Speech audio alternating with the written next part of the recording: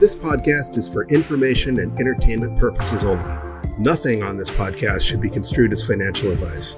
All views expressed on this podcast are solely the opinions of the host and/or any guests that we might have from time to time. Nothing on this podcast should be construed as a specific inducement to make a particular investment or to follow a particular investing strategy.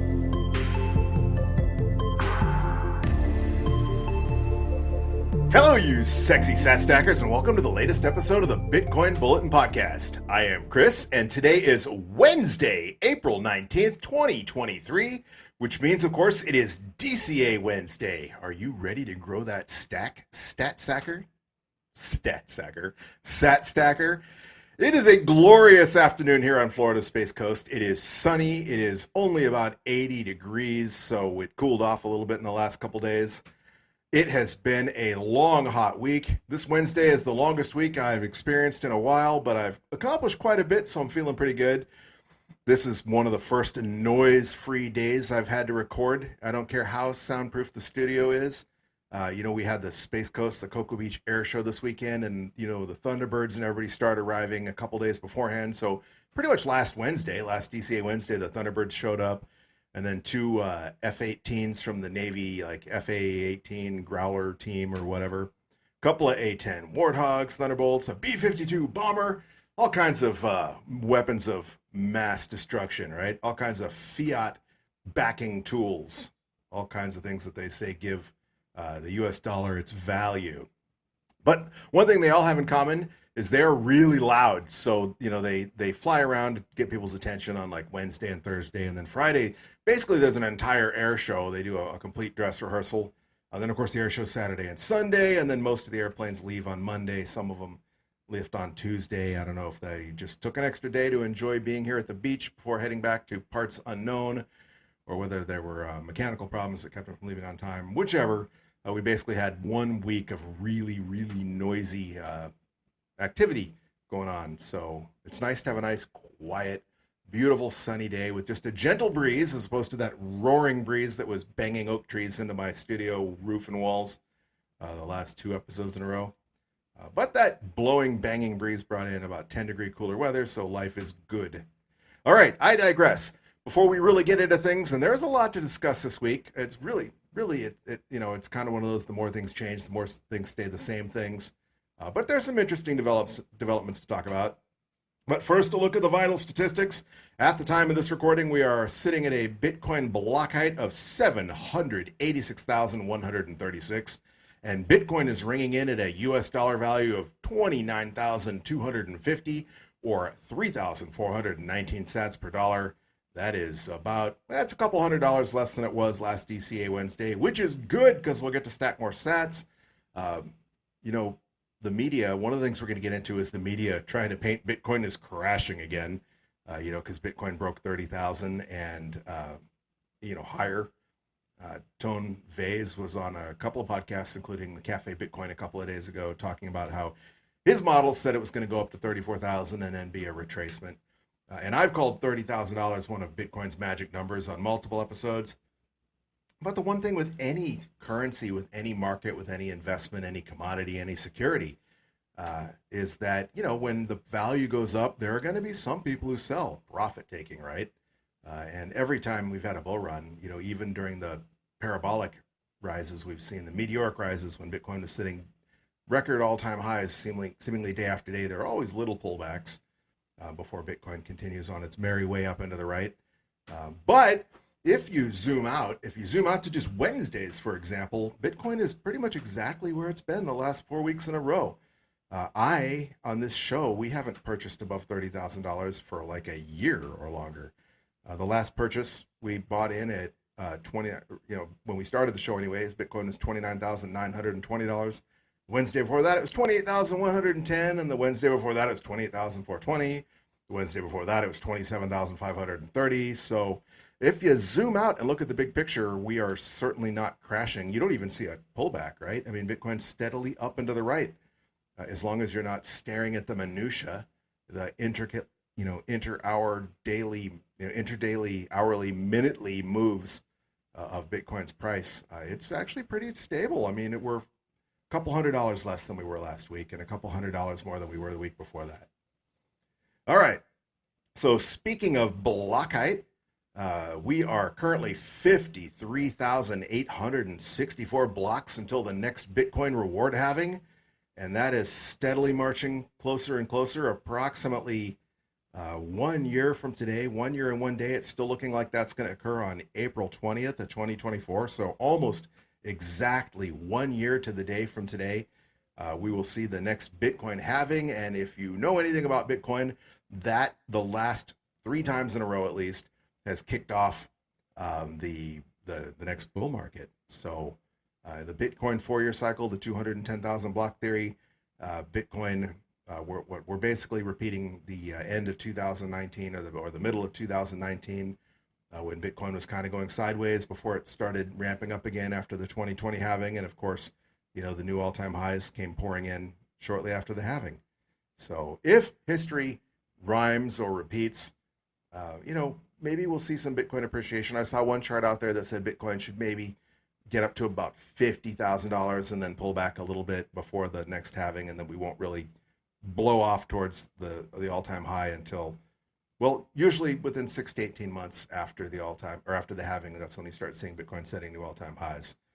So if that happens again, we won't see a new all-time high until 2024.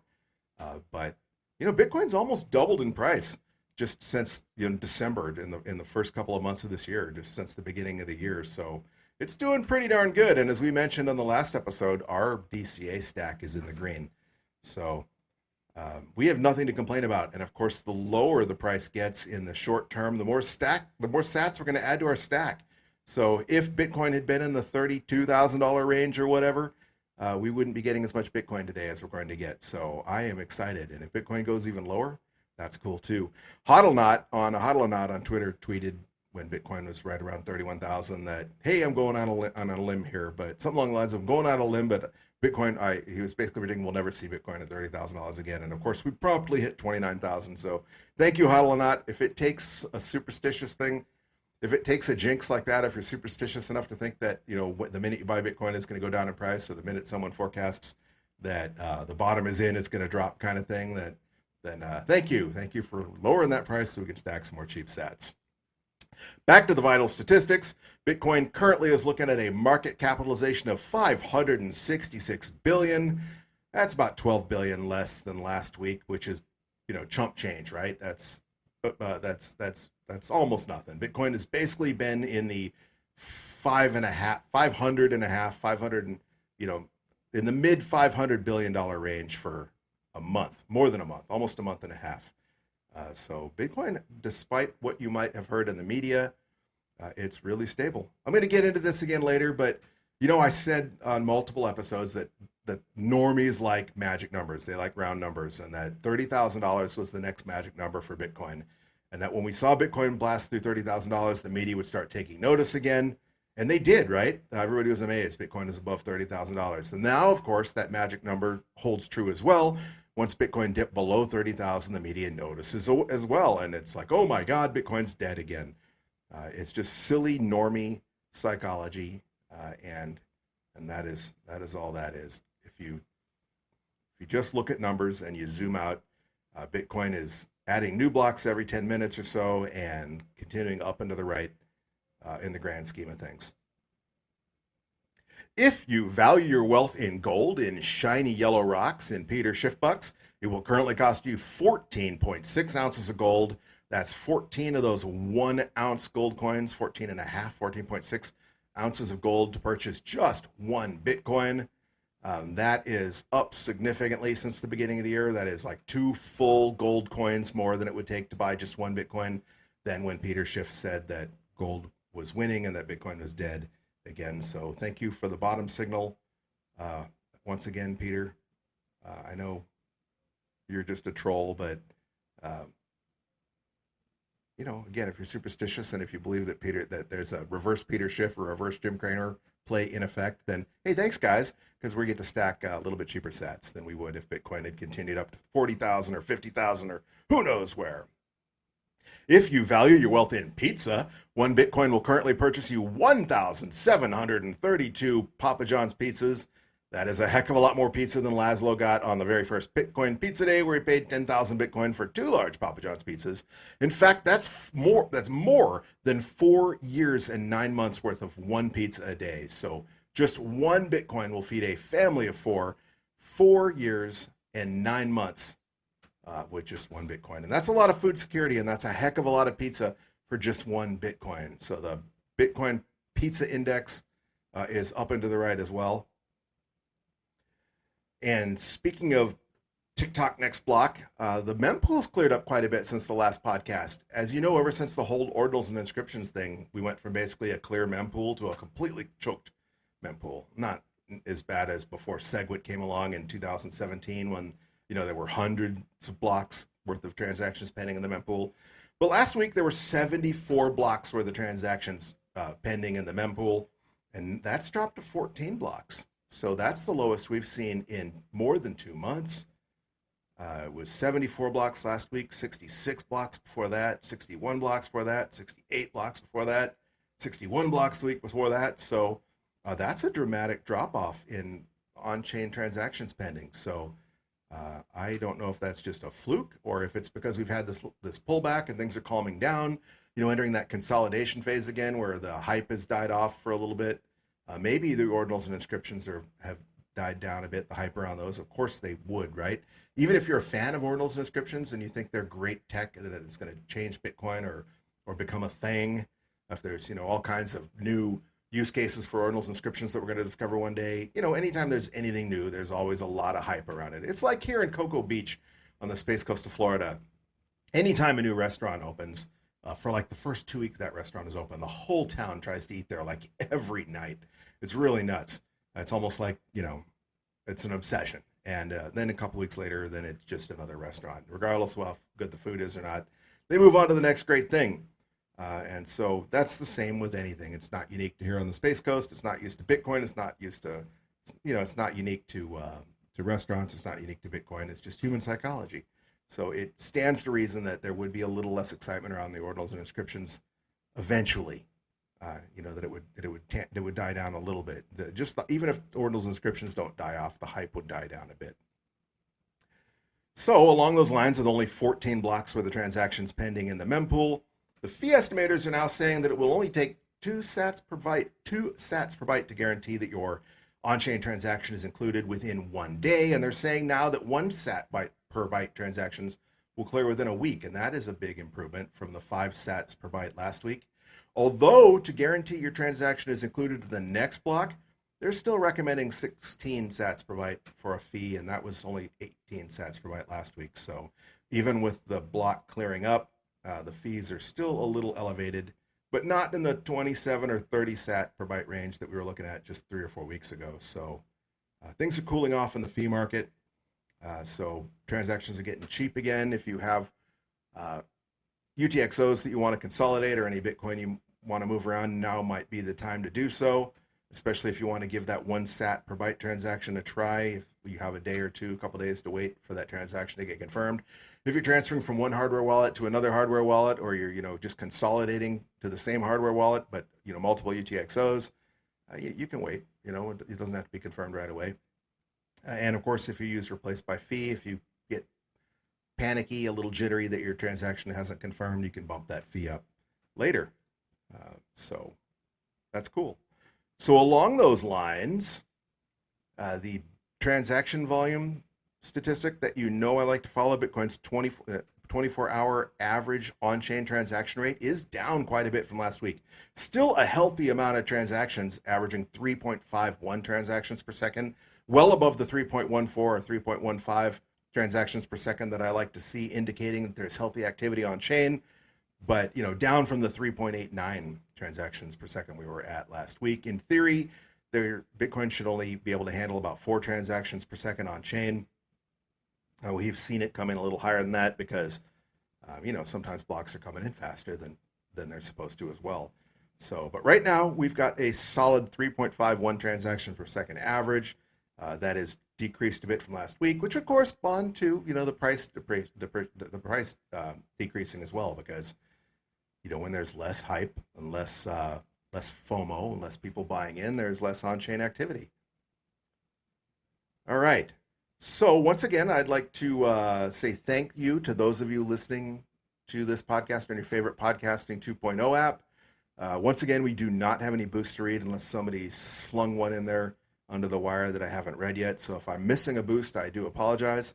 Let me know. Reach out to me on Twitter, at BTC Bulletin Pod, and let me know. DM me or whatever, and let me know if you sent one that I didn't see. Because sometimes, if you're not using Fountain, for example, if you're using Breeze, it can be hard to see those transactions. They can get buried, especially since Fountain will pay you sats to listen to some of your favorite podcasts.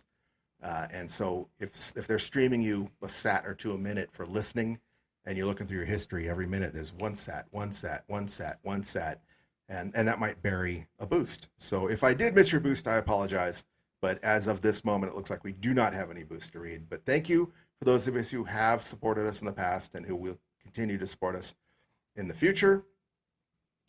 I guess I left out a couple of vital statistics I like to cover, and that is we are less than a day away from the next Bitcoin mining difficulty, and we're going to have an increase in difficulty again. It's going to get a little bit harder to mine the next block, and that is obviously because more hash rate or more advanced hash rate, more advanced equipment has contributed to an increased hash rate.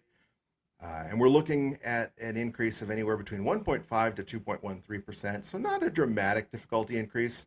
But that is because blocks are currently averaging 9 minutes and 51 seconds. As you know, Bitcoin is it's written to target an average block time of 10 minutes between blocks. Obviously, that's an average. Sometimes they come in faster, sometimes they come in slower. But over a period of 2016 blocks, we get a fairly reliable average. I mean, that's like flipping a coin 2016 times, right? If you flip a coin once, you might get, or twice, you might get heads 2 times in a row. But if you flip a coin 2016 times in a row, you're pretty much going to get 1,008 heads and 1,008 tails approximately. And so by averaging those blocks out over 2016 block times over 2016 blocks, you get fairly reliable average. And right now that's an averaging of 9 minutes and 51 seconds. That's 2 seconds faster than last week when they were coming at 9 minutes and 53 seconds. So that is also indicative of a steadily increasing hash rate. And that's good. And the mining industry appears to be doing pretty well. The Bitcoin mining stock prices, if you follow that sort of thing, have been increasing. I don't remember what the 2 largest companies are trading at right now, but Marathon, for example, had been trading as cheap as $3 a share at one point in time, down from around $40 a share before the bear market started. And I think they got up to around $12 a share at one point. They're more trading probably more around $10 a share right now because their prices have pulled back just like the price of Bitcoin has pulled back. Not a stock show, but it is pertinent to Bitcoin because it's indicative of how much hash power, how much computing power is out there being dedicated to securing the Bitcoin network. And the more hash power dedicated to the network, the harder it is to attack. And 4 years ago, when we didn't have anywhere near this much hash rate to attack, the network was pretty much invincible. It would take multiple countries pooling their supercomputer power together to even possibly rewrite just maybe one block. And the more miners and the more equipment that gets added, the more equipment that gets upgraded, the more secure that is, the harder Bitcoin would be to attack. All right, back to where I was thanking you for listening on your favorite podcasting 2.0 app. And one thing has changed since last week. Our geographic distribution of listeners has changed for the first time in 4 weeks.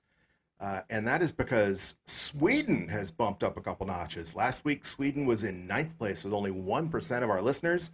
Sweden, you guys have bumped up to 6th place. You've basically doubled your number of listeners. You make up 2% of the show's listeners now. I'm sorry I don't speak Swedish. And I won't insult you with a Muppet impression, but thank you to those of you listening in Sweden. The breakdown is as follows. 51% of you were listening from the United States. 13% of you were listening from Argentina. Buenos dias, amigos. 7% of you are listening from Deutschland, from Germany. So, Guten Abend.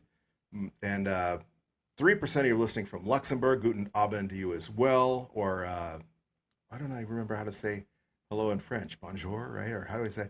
I used to speak just a tiny bit of French. I never took any French formally. But I have a lot of French friends, or I did when I was younger. When I was a kid, when I was in high school and in college, I had a lot to do with the exchange student program. I was never an exchange student, but I had some ties, some really close ties to the AFS program and a couple of the other exchanges.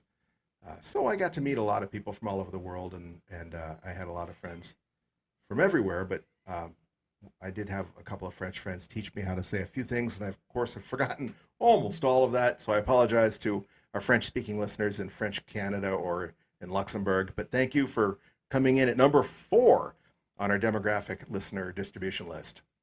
Number 5, that is our amigos in Colombia. Thank you. Hola, buenas noches, or buenos dias, amigos in Colombia, with 3% of our listeners are coming from. As I previously mentioned, 2% of you are listening in Sweden, 2% of you are listening in Canada, 2% of you are listening in Spain, 2% of you are listening in Venezuela, and 1% of you are listening in the United Kingdom. So basically everything stayed the same except Sweden doubled their listeners. So cool. Hello guys in Sweden. Sorry, I don't speak Swedish. I'll try and learn something for next time if you guys maintain your rank. All right, so on to the news today. The biggest news always seems to be price. There's a lot of FUD out there. If you saw that Hillary Clinton clip that's been going around the last couple of days, Hillary Clinton is on the bandwagon now, trying to compete with Elizabeth Warren to see who can be the screechiest, most absurd anti-Bitcoiner. Of course, Elizabeth Warren is a sitting senator, and Hillary Clinton is just a soccer mom in upstate New York. I'm kidding. But she ran for president a couple years ago. She was a senator from New York. She was the first lady of the United States, and she hopes to be president one day, probably. Because if you know anything about the Clintons, they don't just go away and retire. So I wouldn't be surprised to see her throw her hat in the ring running for president, at least if it looks like Joe Biden is not going to run, or if it looks like Joe Biden doesn't have a shot at the nomination. Dollars to donuts, the Clintons will raise their ugly heads again.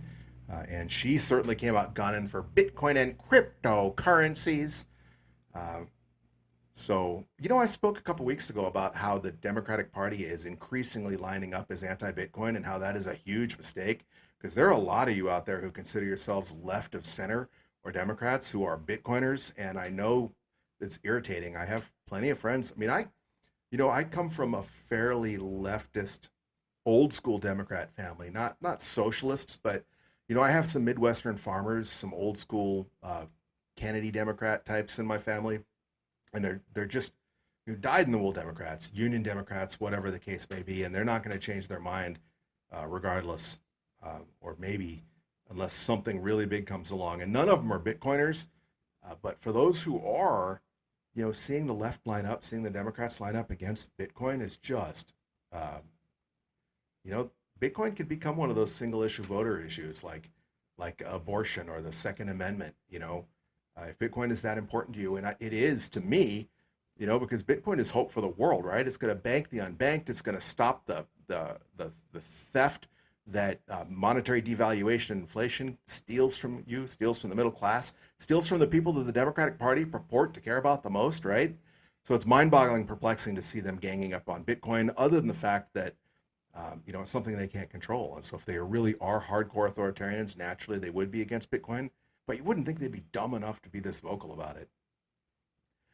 Anyway, the anti-Bitcoin FUD out there is as strong as ever, whether it's the New York Times BS piece we spoke about last week with them trying to do a hit piece on Bitcoin mining and the environment, and that looks like that's backfired. At bare minimum, for the normies, it's just a nothing burger. I don't think it got any traction. I don't think anyone cares. But amongst the Bitcoin community, it has turned into a meme, the stop the presses or change the paper hashtags. There's a lot of funny stuff out there because, if they want to call Bitcoin antiquated, outdated tech, they've been printing newspapers on murdered trees for 200 years. And if you know anything about making paper, if you've ever driven by or lived near a pulp mill, they are some of the most disgusting. And it's not just the fact that there's a lot of chemicals and a lot of pollution and effluent involved in producing paper, and a lot of greenhouse gas emissions, electricity wasted producing paper. They stink. I mean, if you start, I used to drive by one in northern Arizona frequently, and you got within 20 miles of Snowflake, Arizona, and you could just smell the stink, and you had to make sure your outside air was turned off. And it was just nasty till you were 20 miles past Snowflake on the other side.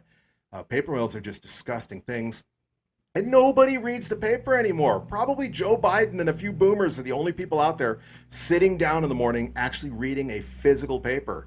I mean, papers, not only is just nobody reading them, I mean, they're outdated. It's yesterday's news. They printed the thing last night. By the time it gets thrown onto your doorstep and you'd pick it up and bring it inside, the world is a different place.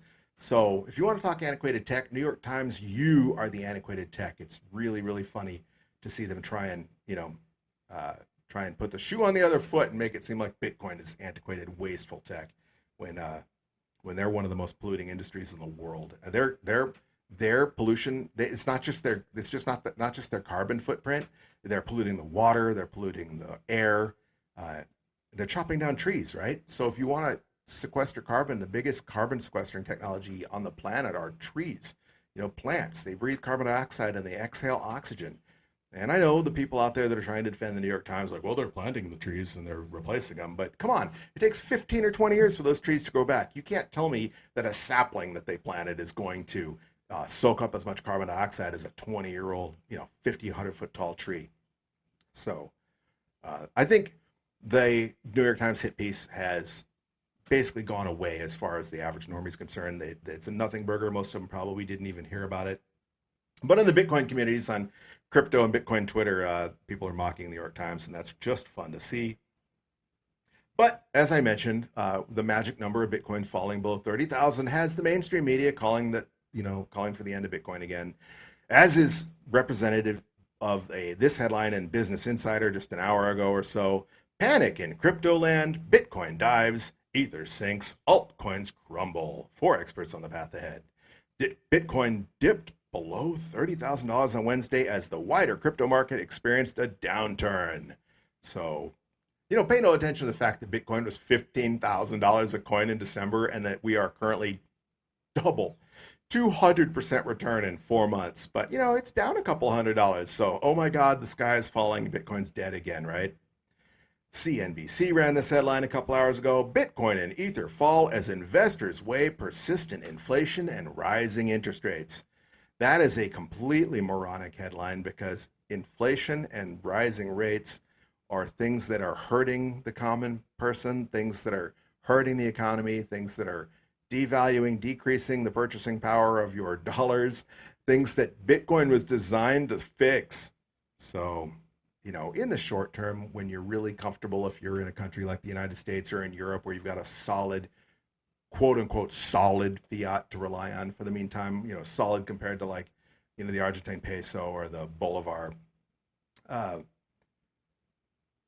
you have a harder time seeing this than people that are in countries where they were experiencing, 100% inflation, runaway hyperinflation. But in the long term, when all fiat currencies trend to zero, all fiat currencies have always trended towards collapse in the history of fiat currency. In the long term, Bitcoin is the sort of thing that people will rush into. Bitcoin is designed to protect you from exactly that. So inflation and rising interest rates are not the cause of Bitcoin pulling back. Obviously, people taking profits, it's a natural response. Every time Bitcoin has a big run up, there's always a little bit of a pullback, even if we're only beginning the bull run. After the halving, when we go blast off to 100,000, 200,000, who knows where, there will be retracements. Bitcoin might blast up to 150 and then pull back to 120 and then blast up to 200. Who knows? I don't have a crystal ball, but what I can tell you is there will be pullbacks, and it doesn't mean the bull run's going to be over, and it doesn't mean Bitcoin is dead again. This amusing headline in Coin Journal: Interactive Brokers chairman on Bitcoin. It's worth nothing, but I own some. Apparently, Thomas Peterfy, the CEO, the chairman of Interactive Brokers, has been quoted as saying, as far as I'm concerned, it's worth nothing. But I own some, even though I believe it's worth nothing, because other people believe it's worth something. Yeah, that's what a money is, right? The US dollar has absolutely no value. It's maybe a penny's worth of copper in a penny, or a penny's worth of paper or cloth in a US dollar. And it only has the value that people believe it has. Gold is only worth something because people believe it's worth something. There's no inherent intrinsic value to gold. You can make jewelry out of it, sure. You can make electronics out of it, sure. But that doesn't have an inherent fixed dollar price. It's only worth what people believe it's worth. It's quote unquote inherent value in jewelry is only because people think it's pretty. Gold as a collectible, as a shiny, neat object that people made jewelry and crowns and decorated their, you know, doilies and daubles and baubles with, only had value because people thought that's shiny. I think it's valuable. That's nothing. There's no law of physics or law of nature. This is gold is value. People gave it value. People saw this shiny rock laying in the sand and go, "Ooh, cool! I want that," and they believed it was worth something. So that's just a ludicrous quote. It's worth nothing, but people think it's worth something. So therefore, it's worth something. Yeah, it is. And obviously, he says he owns Bitcoin, so he gets it, even though he doesn't get it. Maybe he's a boomer and he's just having a hard time grokking the concept. He's just so used to waking up in the morning and, you know, reading his New York Times in in the world being the way it is, that he just doesn't know how to think outside the box. A lot of people, when they're really comfortable, they take things for granted. I like to say there's no vegetarians in an apocalypse, kind of like the phrase "there's no atheists in a foxhole." You don't really you take things for granted when you're comfortable. So when you live in a society where you can go to the Whole Foods and buy your tofu and your hummus, or your soy burger, uh, you can feel comfortable doing that, and you can virtue signal and say, "I'm saving the world because I'm not eating cows." But if you're living, if there's a dust bowl, or you're living in a third world country, or if you're living, or if there's an EMP attack and, and society collapses, you're going to eat whatever you can eat. When people are starving, they don't worry about whether Bambi's, got big doe eyes. They say, look, that's venison running around and I'm going to eat it. But I digress. Another headline on CNBC I was going to talk about: legislation or lawsuits. The spot Bitcoin ETF debate forges ahead. I don't care about ETFs, guys.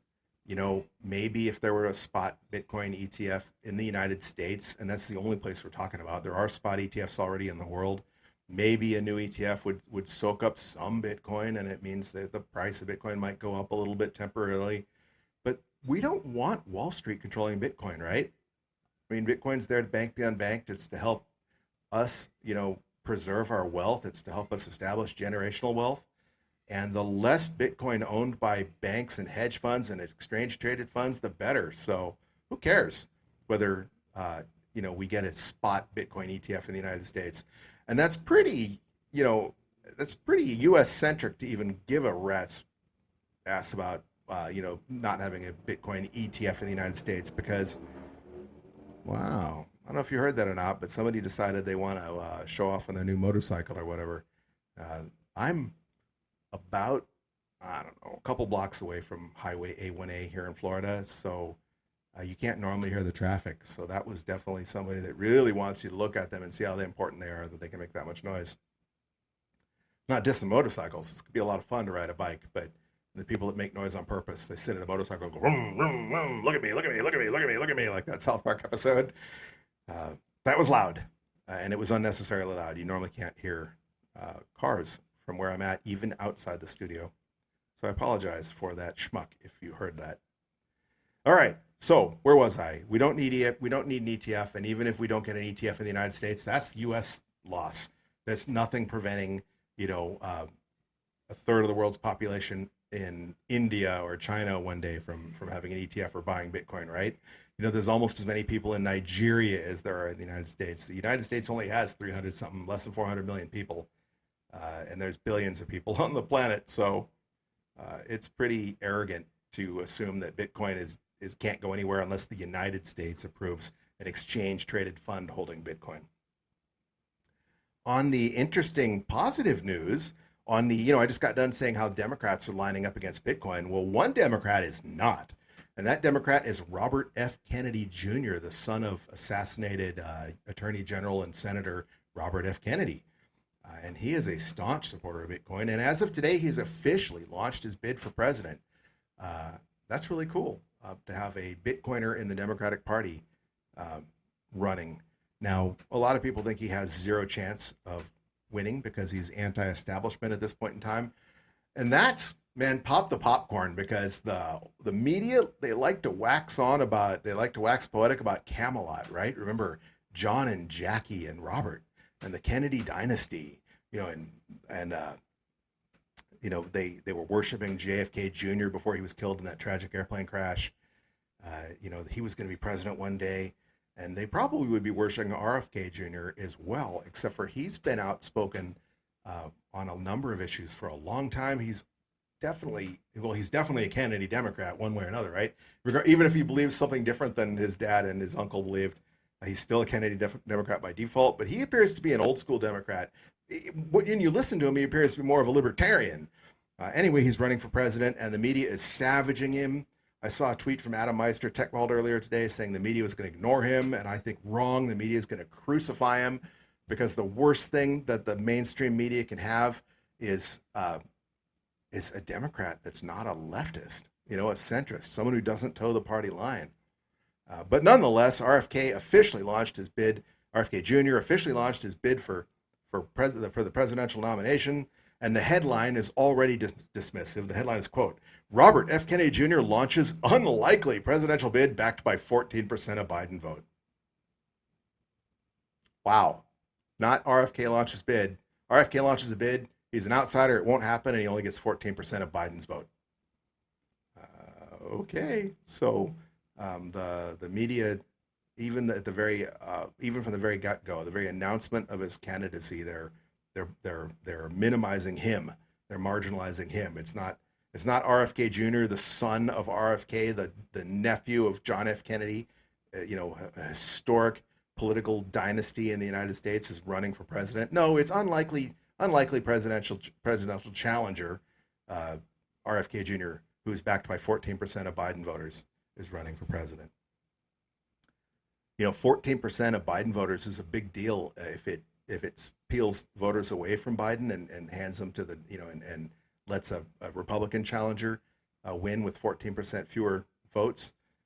But it's obviously 14% is not enough to win a nomination or even to win or to win the presidency. So they're trivializing RFK Jr. However, I'm excited about his presidency, and more importantly, I'm excited because he sees like we do. He thinks like we do when it comes to the promise of Bitcoin. At least he says he does. He put this tweet out on April 10th, so it was already out last week. I might have talked about it. I don't think I did. It's a fairly lengthy tweet, but I'm going to read it all because it's all about Bitcoin, basically. And RFK tweeted this. Robert F. Kennedy Jr. tweeted this on April 10th. The claim that FedNow is not the first step towards a CBDC would be more easily digestible were we not aware of the Biden administration's steady barrage of hostile broadsides against cryptocurrencies. Between 2008 to 22, the Fed partnered with a handful of big banks to print 10 trillion, 10 centuries of wealth in 15 years. A bonanza for banksters. Cryptocurrencies like Bitcoin give the public an escape route from the splatter zone when this bubble invariably bursts. So the White House is colluding with the banksters to keep us all trapped in the bubble of profiteering and control. In his February 8th post on Pirate Wire's Nick Carter, so RFK Jr. is quoting Nick Carter, Nick Carter describes how the White House has organized bankers to participate in a sophisticated, widespread crackdown to destroy the crypto industry. Carter describes 15 incidents where President Biden has weaponized the FDIC, the OCC, and the DOJ to force crypto-friendly banks to close their doors to crypto firms since December 3rd. The recent crackdown on crypto blocks exit ramps, removes alternative rails, and strengthens government control over both the financial and political systems. We should be wary since CBDCs are the ultimate mechanisms for social surveillance and control. As Balaji says, the distinction between FedNow and a CBDC is important from a technical standpoint, but not from a civil liberties standpoint. Balaji compares FedNow to, quote, a virus that has evolved to evade recognition by changing its sequence without really changing its function. So savaging both the Biden administration and the CBDC concept. Clearly a Bitcoiner, or clearly he believes in the promise of Bitcoin. Much like Christine Lagarde, he calls Bitcoin an escape route. Christine Lagarde and Elizabeth Warren use that terminology negatively, and Robert F. Kennedy Jr. gives it its appropriate due. It's a positive. It's hopeful. It's optimistic. It's a tool to help people avoid, quote, the splatter zone when the bubble bursts. So that's cool. And it's kind of a little exciting. I'm not necessarily a huge fan of the Kennedys per se. I don't swoon over them like the media used to. But it's kind of cool to see a Kennedy running for president in our lifetime. It's different, right? It's definitely not same old, same old. When we were looking at the last presidential election, but before the two presidential elections ago, before Donald Trump got the nominee, and it was looking like Jeb Bush was going to be the presidential nominee on the Republican Party, and Hillary Clinton, of course, was the Democratic Party nominee. It was like 350 million people in this country, and the best we can do is Bush versus Clinton, right? Another Bush and another Clinton. 350 million people, and you can't come up with someone other than those two political dynasty powerhouse families, basically, those two insiders, two very much swamp creatures, one Republican swamp creature, one Democrat swamp creature to run for president. So, RFK Jr. is something different, and that's refreshing, even if you don't agree with his politics. And I don't necessarily agree with him on everything. There's a lot I probably don't agree with him on, but I agree with him on Bitcoin, and that's really cool.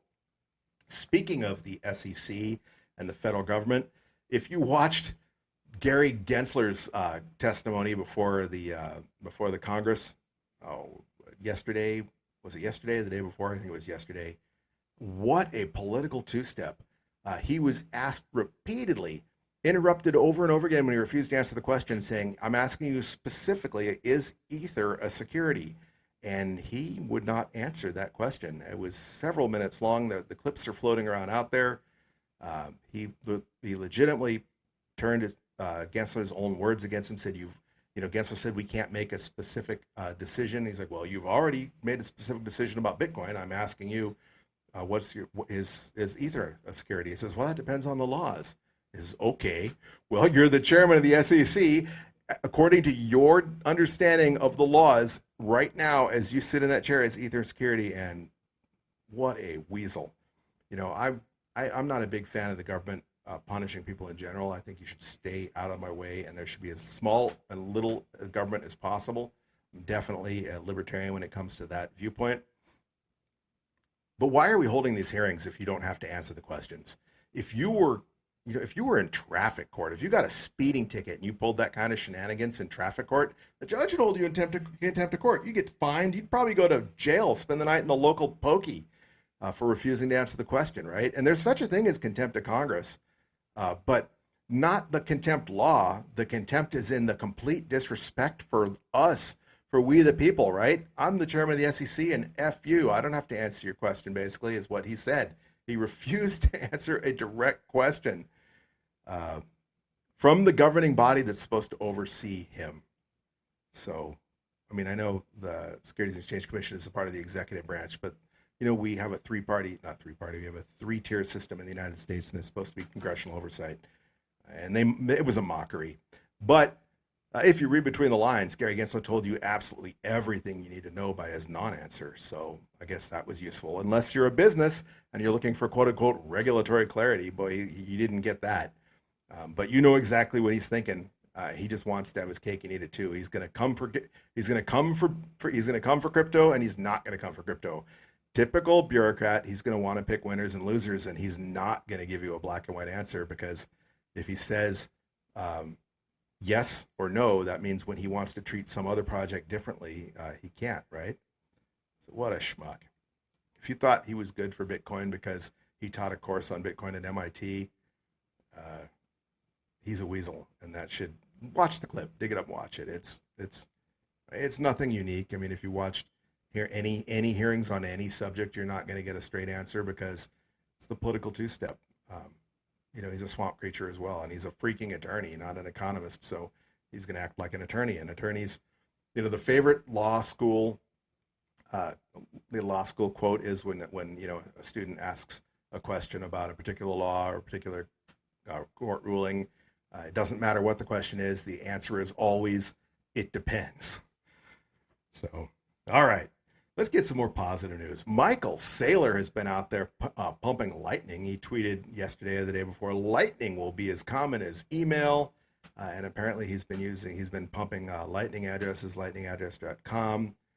I've said many times, I said just last episode, that in a few years when people say Bitcoin, they're going to mean the Lightning Network or whatever third party or whatever second or third layer application we're using, that, you know, only countries, only banks, and only mega whales will be using on-chain transactions. They'll only be using it to settle up, you know, ledgers annually or quarterly or whatever.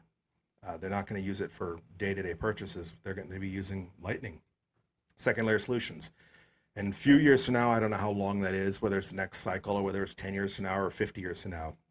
At some point in the future, when Bitcoin adoption has reached not even hyper-Bitcoinization, but has become more mainstream, when people say Bitcoin, they're just going to mean Lightning. If they say, hey, can you send me some Bitcoin? They're going to say, sure. And they're going to whip out their Lightning app and they're going to send you a Lightning payment to your Lightning wallet. And you're going to say, thank you.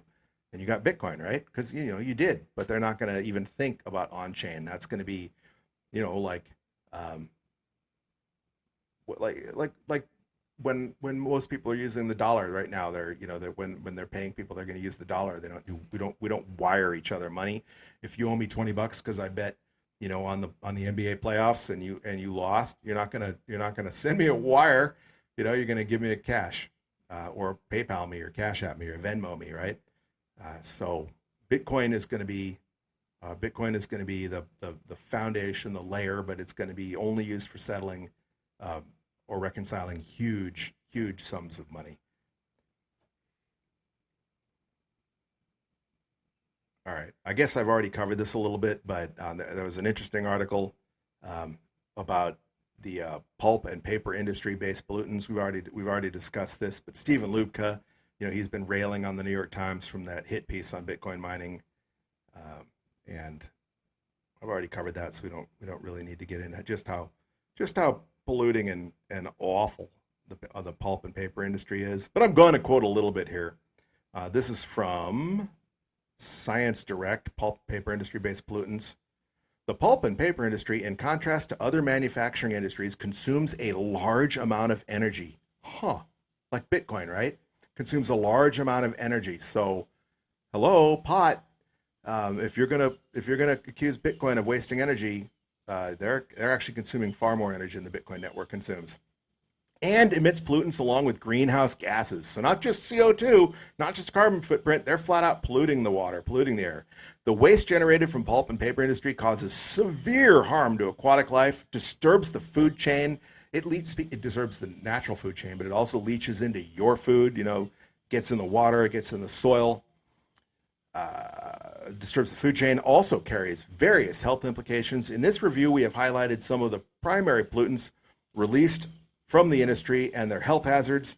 Strict action and implementation of the regulatory model is required in this industrial sector for environmental compliance. Blah, blah, blah. The environmental pollution caused by the pollutants poses a threat to aquatic life as well as to plants and human beings. The effects of the pollutants on the environment has been assessed many times, but their mitigation still has significant challenges, meaning you can't solve for them. Like, you know, Bitcoin mining, you can mine with hydropower, you can mine with wind power, but when it comes to mining paper, you can't make paper without effing up the environment. There's just no way around it. And that's what this scientific paper gets into.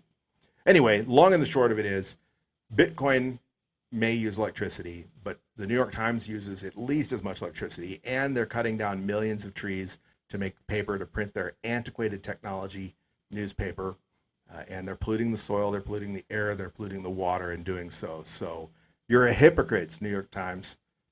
Obviously, they're just doing the bidding of their political masters because, man, the media is just, they're anti-Bitcoin because the American media is just, they're cheerleading totalitarianism. You know, with this whole leak documents, Pentagon leaks thing, was not Discord, the gamer that leaked all the documents about the Ukraine war, etc.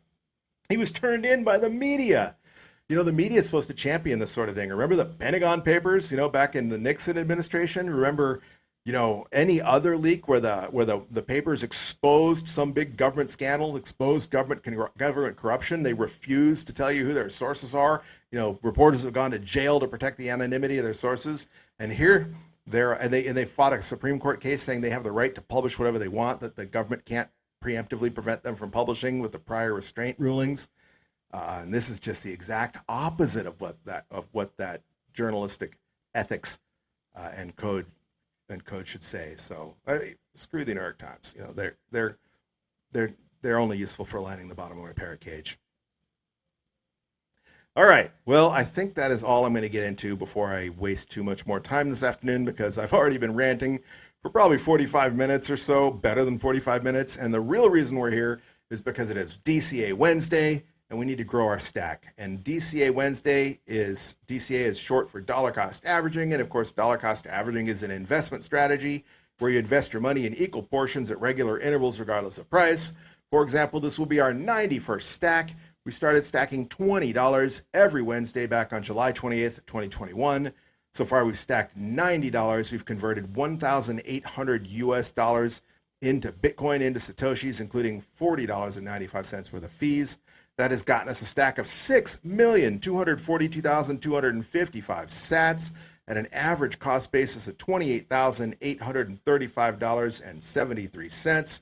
And today we're going to grow that stack by stacking another $20 worth of dirty fiat and converting it into Satoshis. And to do so, as usual, we're going to use the Cash App. And I don't need to pimp Cash App. They're not a sponsor of this show. But if you've been following the show, you know I think they're the easiest way to stack sats. When you're stacking small quantities like $20, you do your own research, pick an app that suits your needs best. We're going to use Cash App. So clicking on the Bitcoin logo, clicking on buy, tapping $20, tapping confirm, and boom, just like that, we purchased another 66,643 sats. That is going to raise our stack to 6,308,889 sats. It is increasing our average cost basis a tiny bit. We purchased Bitcoin was ringing in at $29,335.40 when we made the purchase, so up a tiny bit in the 50 minutes I've been talking. But by the time you add in the fee, it's really the equivalent that basically paid $30,010 US dollars for the sats we bought. So that's raising our average cost basis a tiny bit for the second week in a row, only by $12.41 this week. Obviously, if Bitcoin goes down in price, we'll be able to both stack more sats and lower that average cost basis. But I'm not overly optimistic that that's going to happen. Who knows where the price is going to be? Maybe the price of Bitcoin dips again, but most likely that train has sailed. That ship has left the station, and we're going to be paying more for Bitcoin because, it's only a matter of time before Bitcoin retakes its all-time high of 69,000 and then sets a new all-time high of who knows what.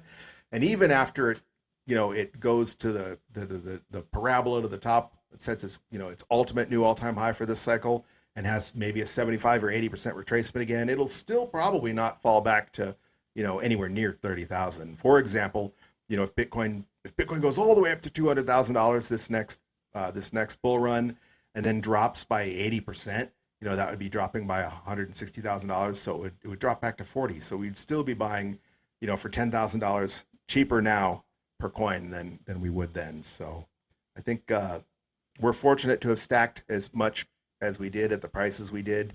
And it doesn't matter. That's the beauty of DCA. We're going to average, we're going to dollar cost average by buying across a spectrum of time. We're averaging out the highs and the lows. So yeah, we'll buy the highs, yeah, we'll buy the lows. And by doing so, instead of YOLOing all in at the all-time high like some people did when Bitcoin hit 17,000 or like when Bitcoin hit $69,000, we've bought a stack of Bitcoin at an average cost of $28,848. So far, dollar cost averaging has worked out well for us. And as I mentioned last time, and this has changed, but I haven't updated this spreadsheet with today's purchase. But had we YOLO'd in instead of starting DCA back in January 2021, we'd have 1,700,000 fewer sats. So not quite 50% fewer sats, but almost half the stack we have by DCAing. All right. Well, thank you for listening to my rant today, and thank you for joining us for this DCA Wednesday and for every DC Wednesday as we grow that stack, hopefully together. We will be back next Wednesday for the next DCA Wednesday episode. And until that time, keep on stacking those sats, you sexy sat stackers.